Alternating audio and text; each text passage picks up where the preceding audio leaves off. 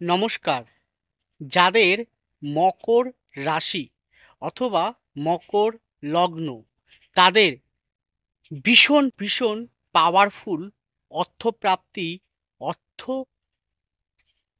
প্রাপ্তি আনার বিশেষ যোগ, অর্থ লাভ করার বিশেষ টিপস। এবং আপনারা কারা কারা প্রভূত ধন সম্পত্তির মালিক হবেন, কি কম্বিনেশন থাকলে আপনি হতে পারেন ধনকুবের, আপনি হতে পারেন রাজসিক প্রভৃতির ন্যায় জীবনযাপন।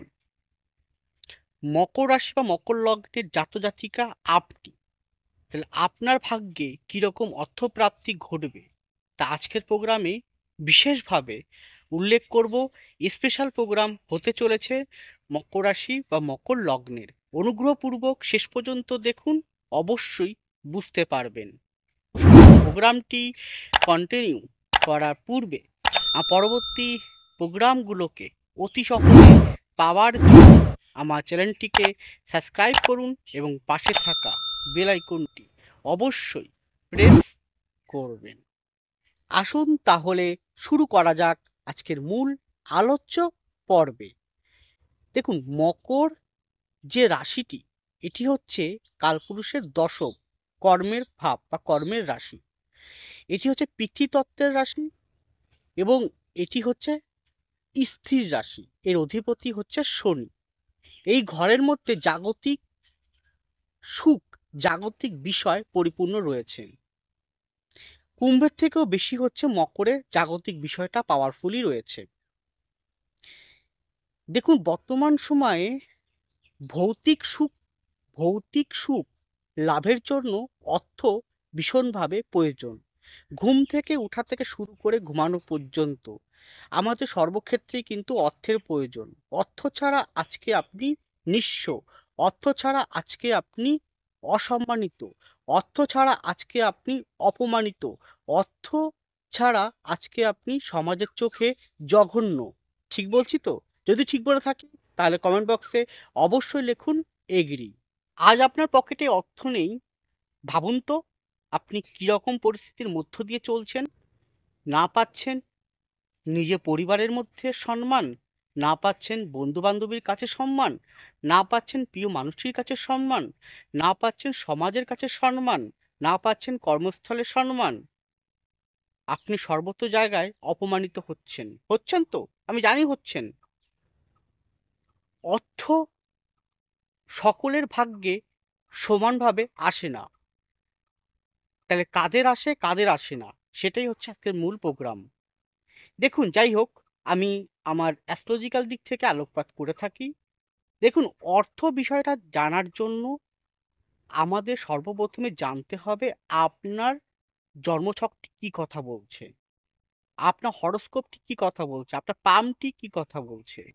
সেটা যদি ভালোভাবে অ্যানালাইজ না করতে পারেন তাহলে আপনি কোনোদিনই বুঝতে পারবেন না অর্থ কিভাবে আপনার কাছে আসবে। অর্থের জন্য আমরা হয়তো ভীষণ পরিশ্রম করি, হ্যাঁ আমি করি, আপনি করেন, প্রত্যেকেই করেন তো। অর্থের জন্য আমরা ভীষণ পরিশ্রম করি, কিন্তু অর্থটা কিভাবে আনতে হবে তার সঠিক রাস্তা বা ওয়ে আমরা পাই না। কিন্তু একজন সঠিক গাইড সে কিন্তু আপনাকে দেখিয়ে দেবে অর্থ এইভাবে আপনার জীবনে প্রবেশ করাতে হবে। তাহলে অ্যাস্ট্রোলজার মহাশয়গণ আপনাদের হরোস্কোপ থেকে বের করবে যে অর্থ কিভাবে আপনারা পাবেন, আপনাদের ভাগ্যে কতটা অর্থযোগ, কতটা ধনকুবের হওয়ার বিষয়টা পরিপূর্ণ রয়েছে। তার জন্য কি করতে হবে, আপনার হরোস্কোপটি বের করুন এবং তার সাথে আমার কথাগুলোকে যেভাবে বলবো সেটা ভালো করে একবার মিলিয়ে নেবেন। বর্তমান সময়ে বা একবিংশ শতকে, এই কলিযুগে অর্থ একটি ভীষণ গুরুত্বপূর্ণ বিষয়। অর্থ মানুষের কাছে থাকলে মানুষ সুখী হন, অর্থ না থাকলে মানুষ অসুখী হন। আর বর্তমান সময় মানুষ 99% মানুষ অর্থের পিছনেই ছুটে বেড়ান। কেউ হয়তো নিজ চেষ্টায় নিজ পরিশ্রমে বিপুল পরিমাণে অর্থ উপার্জন করেন। আবার কেউ হয়তো চেষ্টার পর চেষ্টা করে যায়, কিন্তু অর্থ তার কাছে আসে না, অর্থ ইনকাম হয় না। আবার কেউ হয়তো অর্থের ঋণের জালে জড়িয়ে পড়ে। কেউ হয়তো দুমুঠো অর্থের জন্য অন্ন কষ্টে ভোগ করেন। অর্থ অভাবে দুমুঠো অন্ন মুখে তুলতে পারেন না, এবং নিজে পারেন না, এবং পরিবারের মুখেও অন্ন তুলে দিতে পারেন না, শুধু অর্থের কারণে। অর্থ এমন একটি বিষয় বর্তমান সময় দাঁড়িয়ে আছে, যার কাছে অর্থ আছে সে সমাজের একজন গুণী সম্মানীয় ব্যক্তিরূপে গণ্য হন, আর যার কাছে অর্থ নেই সে নগণ্য মানুষ রূপে গণ্য হন। আপনি দেখুন, আপনার পাড়াতে আপনি যখনই খুব অর্থবান মানুষ হয়ে উঠবেন, তখন আপনাকে সবাই সমাদর করবে, আপ্যায়ন করবে, ভালোবাসবে, সম্মান করবে। কিন্তু দেখুন, আপনি যখন অর্থহীন হয়ে যাবেন, অর্থ থাকবে না, তখন আপনার কাছে কেউ আপনাকে ডাকবে না, কেউ আপনাকে পাত্তা দেবে না, কেউ আপনাকে সম্মান করবে না। সবাই আপনাকে নিরাদর করবে, আপনাকে অসম্মান করবে। অর্থ একবিংশ শতকে অর্থ এমন একটি বিষয় হয়ে দাঁড়িয়েছে, যা মানুষকে সর্বশ্রেষ্ঠ ক্ষমতাশালী করে তোলে, আবার মানুষকে সর্বনিম্ন রূপে গড়ে তোলে। কিন্তু আপনারা কি জানেন এই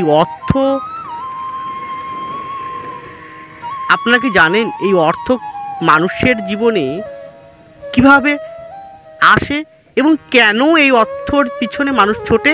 এবং অনেকেই অর্থ হয়তো পরিশ্রম করে পেয়ে যায়, আবার অনেকেই হয়তো সহজেই অর্থ উপার্জন করতে পারে।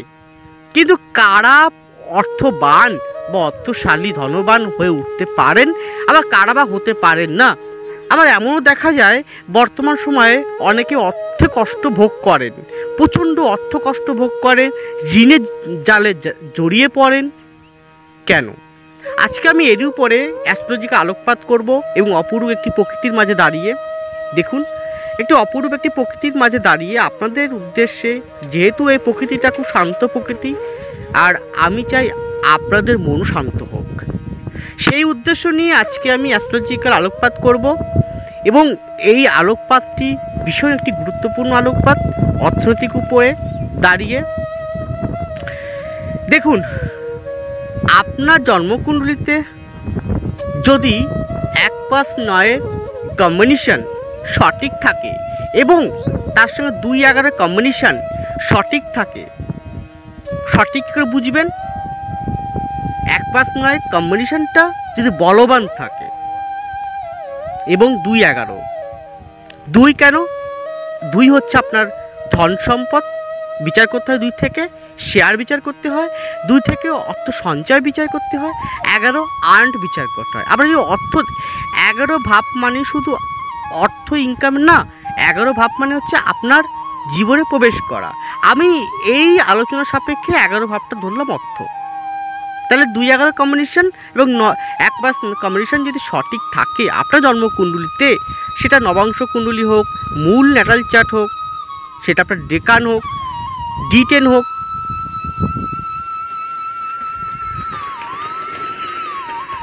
যদি সঠিক থাকে এবং পামে যদি সঠিক থাকে, পামে যদি শুক্রের স্থান, পামে যদি রাহুর স্থান, বুধের স্থান, শনির স্থান এবং মঙ্গলের স্থান সঠিক থাকে, এবং জন্মকুণ্ডলিতেও ঠিক তাই, শনি, রাহু, বুধ, শুক্র যদি সঠিক বলবান থাকে, এবং টোটাল ন্যাটাল চার্ট অনুযায়ী যদি পিতৃভাব, অগ্নিভাব, বায়ুভাব যদি সঠিক বলবান থাকে, সেখানে যদি পাপৃত না থাকে, তাহলে আপনি কিন্তু আপনার লক্ষ্যের ফোকাস রেখে এগোতে পারেন, এবং অবশ্যই আপনি জীবনে ধনবান অর্থ সম্পদের মালিক হতে পারবেন। কিন্তু অনেকে দেখা যায় বর্তমান সময়ে অনেকে ঋণে জড়িয়ে পড়েন, ঋণগ্রস্ত হয়ে পড়েন, ঋণের জালে জড়িয়ে পড়েন। কেন?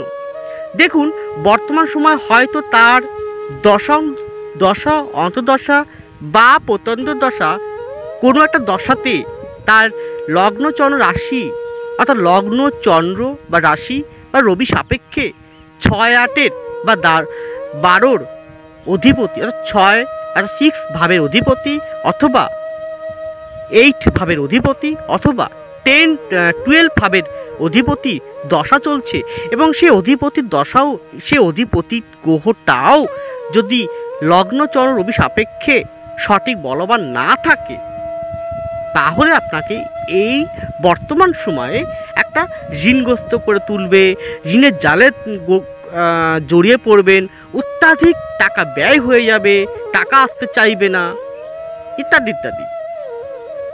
তো অনেকে হয়তো পরিশ্রম করেন, প্রচুর পরিশ্রম করেন, দিনের পর দিন, রাতের পর রাত খেটে যান, কিন্তু অর্থ ইনকাম করতে পারেন না। তাদের কিন্তু ওই কম্বিনেশন না থাকার জন্য। কোন কম্বিনেশন? 1-5-9 এবং 2-11 সঠিক বলবান কম্বিনেশন না থাকার জন্য। সুতরাং আপনার জন্মকুণ্ডলিতে, আপনার ন্যাটাল চার্টে যদি এইরকম কম্বিনেশন থাকে, তাহলে অবশ্যই আপনি ধনবান হতে পারবেন। এবং এর জন্য কি করতে হবে? যদি মনে করেন সঠিকভাবে কাউন্সিলিং নিন এবং দেখে নিন আপনার অর্থর জায়গাটা কেমন রয়েছে। অনেকে হয়তো সহজেই অর্থ উপার্জন করতে পারেন, কারণ তাদের পূর্বজন্মের কর্মফল স্বরূপ বর্তমান জন্মে তারা এই রকম কম্বিনেশন পায়, তার জন্য তারা সহজে অর্থ ইনকাম করতে পারেন। আবার অনেকে হয়তো পারেন না, অনেকে হয়তো কষ্টের জালে দুমুঠো অন্নের জন্য কষ্ট পায়, চোখের অশ্রু নয়ন ঝরে। সুতরাং ব্যক্তিগত জন্মকুণ্ডলী অবশ্যই বিচার্য, একবার বিচার করিয়ে নেবেন এবং দেখে নিন আপনার ভাগ্যে ধনযোগ কেমন রয়েছে। দেখুন, জন্মকুণ্ডলিতে সর্বপ্রথম কোণকে ভালো করে পর্যবেক্ষণ করতে হয়। কোণগুলো 1-5-9, যার যত বেশি কোণের পজিটিভিটি থাকবে, তা তত বেশি ধন বা ঈশ্বরের দৈবের আশীর্বাদ মাধ্যম দিয়ে সে ধনভাব বা ধনপতি, ধনকুবের হতে পারবে। তারপরে দেখতে হবে কেন্দ্রভাব 1-4-7-10, ভালো করে বিচার করতে হবে। যাদের হরোস্কোপে কোণ এবং কেন্দ্রের সমন্বয় অত্যন্ত পজিটিভ এবং ভীষণ পাওয়ারফুল পজিটিভ, নেগেটিভিটি কম, সে তত বেশি কিন্তু পাওয়ারফুলি হয়ে উঠবে ধন সম্পত্তি লাভের ক্ষেত্রে।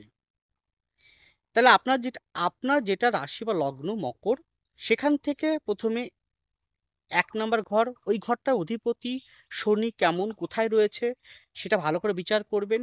সে যদি কোনো কারণে আপনার বায়ু, পৃথ্বী, অগ্নির থেকে বায়ু পৃথ্বীতে থাকে, তাহলে আপনি জানবেন যে আপনি, শনি হয়তো বিলম্বে হয়। আমি দেখেছি পৃথিবীর বুকে যারা ধন কুবের, তাদের হরোস্কোপে শনি যথেষ্ট পাওয়ারফুল। তাদের শনি ধন কুবের, ধন সম্পত্তির মালিক, কোটিপতি তো দূরের কথা, কোটিপতির থেকেও বেশি কোটিপতি তাদেরকে জীবনে দিয়েছেন। হ্যাঁ, শনি যা দেবে তা আপনার কাছে কোনোদিনই কেড়ে নেবে না, আপনাকে পরিপূর্ণরূপে সারা জীবন আপনাকে দিয়ে যাবে এবং আপনাকে সেই অর্থ আনার জন্য, ভৌতিক সুখ লাভের জন্য আপনাকে পাওয়ারফুলি করে তুলবে, যেভাবেই হোক। তারপর দেখতে হয় আপনার হরোস্কোপে রাজ্যকারী গ্রহটি কেমন পজিশন রয়েছে। তাহলে রাজ্যকারী কোনটি?